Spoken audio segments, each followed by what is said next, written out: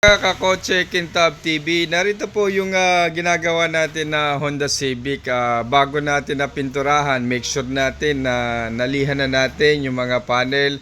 Pagkatapos natin siyang maliha ay gagawin naman natin ay magtitape naman tayo na i-make sure natin na yung pagtitape natin ay maayos. Kasi ay kapag merong hindi naging maayos yung pagtitape, magkakaroon ng overspray yung gagawin nating sasakyan. Kaya i-make sure natin na talagang nakobera na natin, nalinis na natin, nasabon na natin bago natin binturahan.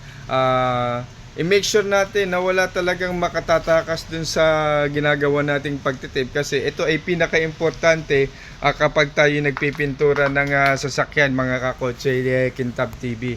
Kaya ito ay